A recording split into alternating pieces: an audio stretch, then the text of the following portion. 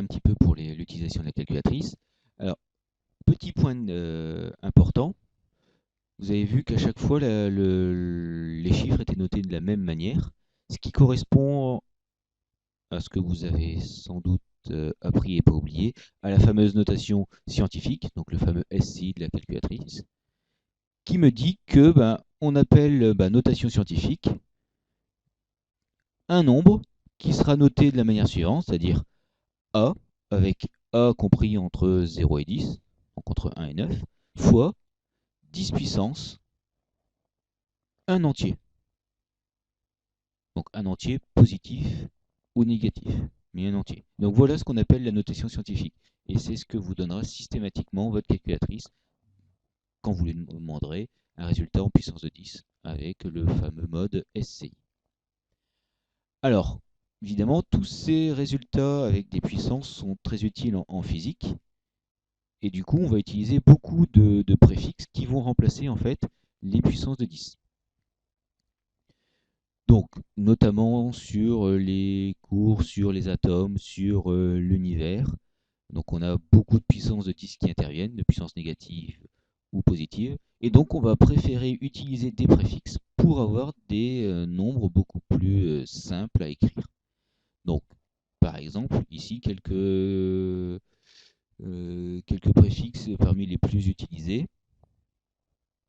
Donc, classiquement, au collège, déca, décamètre, décimètre, enfin décamètre, décagramme, hectogramme, etc., qui correspondent à des puissances. Donc déca 10 puissance 1, hecto 10 puissance 2, kilo 10 puissance 3. Ensuite, mégaoctet 10 puissance 6, donc le million, giga 10 puissance 9, gigaoctet, téraoctet maintenant aussi, 10 puissance 12.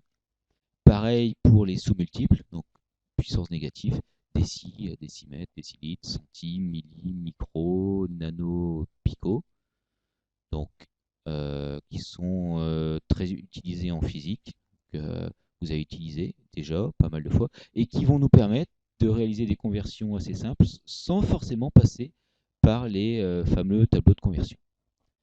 Alors, quelques exemples. Donc, par exemple, 8,99 fois 10 puissance 9. Donc, plutôt que l'écrire avec cette fameuse puissance de 9, on va garder le nombre et cette puissance, on va la remplacer par son multiple, G pour giga, qui correspond à 10 puissance 9. Donc, on a l'équivalent 8,99 fois 10 puissance 9, on va simplement dire c'est 8,99 giga. Deuxième exemple, 5,65 fois 10 puissance moins 6. Donc, le nombre qui est devant, on va le garder. Et on va regarder dans son tableau de préfixes à quoi correspond le 10 puissance moins 6. 10 puissance moins 6, il correspond au micro, donc le fameux 1y à l'envers. Et donc on peut le faire pour n'importe quel nombre, du moment qu'on trouve une puissance adéquate. Alors, ceci, on peut aussi s'en servir pour les fameuses conversions. Alors, par raison de simplicité et puis parce que nos calculatrices nous donnent toujours des résultats en notation scientifique, les conversions, nous, on va les faire en notation scientifique systématiquement. Alors, par exemple, convertir 125 MO, donc mégaoctets en notation scientifique. Donc, on va faire la même chose que tout à l'heure à l'envers. Le 125, on le garde. Le M, ici, le préfixe méga, on va regarder à quoi il correspond dans notre tableau de préfixes. Il correspond au méga, donc 10 puissance 6. L'unité, je la garde, donc 125 fois 10 puissance 6. Et ensuite, j'ai plus qu'à convertir ce nombre en puissance de 10. Enfin, en notation scientifique avec les puissances de 10, pardon. Donc 125, je vais le convertir en 1,25 pour que ce soit en notation scientifique. J'ai décalé de 2 rangs. Le nombre est devenu plus petit, la puissance augmente de 2 rangs. Derrière, j'ai toujours le 10 puissance 6 octets. Et après, j'ai plus qu'à faire le calcul, la simplification des deux puissances qui sont derrière. Et donc, je me retrouve avec 1,25 fois 10 puissance 8 qui correspond, enfin le 8 correspond à l'addition de 2 et de 6. Donc voilà, sans tableau, j'ai réussi à convertir de manière assez simple un nombre en notation scientifique. Deuxième exemple, un peu plus compliqué, 125 nm, donc n pour nanomètre, et là je voudrais le convertir en millimètres. Alors, on va faire exactement la même chose. Le 125, je le garde. Le nano, je le convertis en 10 puissance moins 9 mètres. Et alors là, subtilité, comme je veux à la fin avoir des millimètres, donc ici j'ai que les mètres, je vais faire apparaître le milli. Donc le 125 va rester. Le milli, si je regarde mon tableau de préfixe, c'est 10 puissance moins 3, donc je l'ai. Et j'ai juste maintenant qu'à indiquer la puissance qui doit aller avec. Donc en fait, je suis parti de 10 puissance moins 9. J'ai quelque part fait une séparation pour avoir du 10 moins 3. Donc du 10 moins 3 pour aller au 10 moins 9, il me manque 10 moins 6. Donc, moins 6, moins 3, ça fait moins 9. Donc derrière, je vais indiquer ce qui me manque, 10 moins 6 mètres. Et ensuite, je vais jusqu'à reprendre mon résultat. Le 10 moins 3, je vais le remplacer par le symbole, le préfixe milli. 10 puissance moins 6, je le laisse. Et après, j'ai bien des millimètres. Il ne me restera plus qu'à transformer ce nombre en notation scientifique en utilisant la même chose que tout à l'heure. 125, je vais le convertir en 1,25. J'ai diminué le chiffre de 125, je suis passé à 25.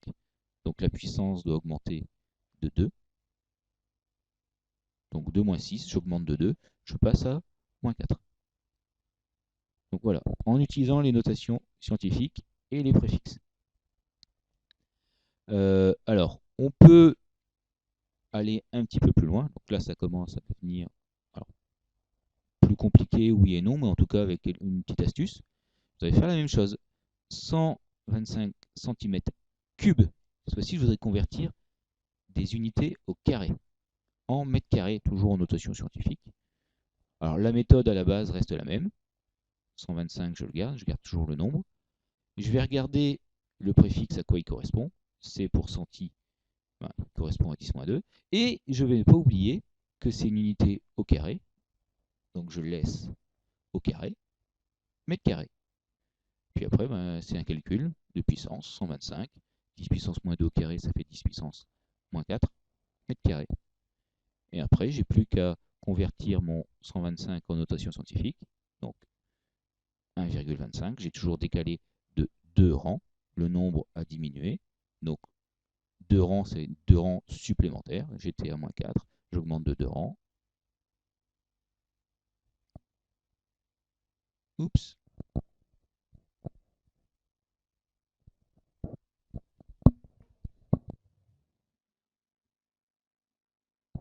Donc, à reprendre à partir de j'augmente de 2 rangs. Et donc là, j'ai augmenté de 2 rangs. Je suis passé à 10 puissance 2, 10 puissance moins 4 qui est derrière. Et après, j'ai plus qu'à reprendre les deux ensemble pour les fusionner. 1,25, 2 moins 4, moins 2 mètres carrés. Un dernier exemple. Alors cette fois-ci, en termes de calcul pur, 178 gigas sur 12 mégas. Donc le giga, je le remplace par sa puissance, 10 puissance 9. En bas, le méga, je le remplace par sa puissance, 10 puissance 6. Donc ce qu'on peut aussi écrire, si on n'a pas l'habitude des fractions avec les parenthèses, donc 178 fois 10 puissance 9, 12 fois 10 puissance 6. Et c'est là que on va introduire une nouvelle notation qui va nous permettre justement de se passer des parenthèses. Ici, moi j'aimerais bien préciser dans mon calcul que le 10 puissance 9 il correspond vraiment au 1,78. Donc la priorité va d'abord à ces deux nombres avant d'aller à la division. Et du coup, en maths, on a souvent tendance, en tout cas moi je l'écris souvent, au lieu d'écrire 12 fois 10 puissance 2, d'écrire 12 points 10 puissance 2 pour noter que les deux sont ensemble. Et bien voir que c'est différent de la même chose avec le fois. Alors ça fait penser un petit peu en maths aux 3 fois x qui deviennent 3x. C'est exactement la même chose. Donc c'est un peu plus rapide et en physique, ben, c'est utile pour indiquer l'origine entre guillemets des puissances. Et du coup, par rapport à son écriture de départ, ben, je n'ai plus besoin d'indiquer de parenthèse. J'ai mis le point. Les deux nombres sont ensemble avant d'aller s'occuper de la division. Donc voilà pour les utilisations des préfixes et leurs conséquences un petit peu sur les calculs.